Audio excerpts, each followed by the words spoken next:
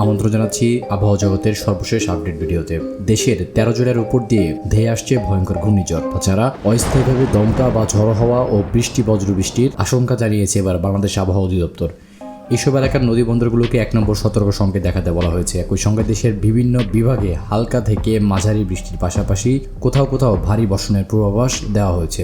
আবহাওয়া অধিদপ্তরের সর্বশেষ তথ্য অনুযায়ী বলা হয়েছে, রংপুর, দিনাজপুর, রাজশাহী, টাঙ্গাইল, ময়মনসিংহ, খুলনা, বরিশাল, পটুয়াখালী, কুমিল্লা, নোয়াখালী, চট্টগ্রাম, কক্সবাজার ও সিলেট অঞ্চলের উপর দিয়ে অস্থায়ীভাবে ঘন্টায় 45 থেকে 60 কিলোমিটার বেগে পূর্ব অথবা দক্ষিণ পূর্ব দিক থেকে দমকা কিংবা ঝড়ো হাওয়া বয়ে যেতে পারে। সেই সঙ্গে হতে পারে বৃষ্টি অথবা বজ্রবৃষ্টি, এমনকি ঘূর্ণিঝড়ের সম্ভাবনা। এই কারণে এসব এলাকার নদীবন্দরগুলোকে 1 নম্বর সতর্ক সংকেত দেখাতে বলা হয়েছে।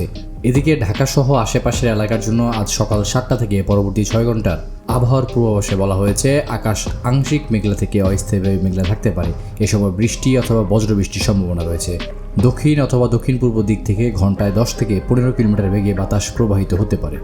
রাতের মধ্যে রংপুর, ময়মনসিংহ, চট্টগ্রাম ও সিলেট বিভাগের অনেক জায়গায় এবং রাজশাহী, ঢাকা, খুলনা ও বরিশাল বিভাগের কিছু কিছু জায়গায় অস্থায়ীভাবে দমকা হাওয়া ও বিদ্যুৎ চমকানো সহ হালকা থেকে মাঝারি ধরনের বৃষ্টি অথবা বজ্রবৃষ্টি হতে পারে।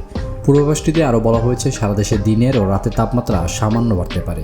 এই ছিল আমার হাতে থাকা সর্বশেষ আবহাওয়া জগতের আপডেট। এতক্ষণ সঙ্গে থাকার জন্য আপনাকে জানাচ্ছি বিশেষ ধন্যবাদ।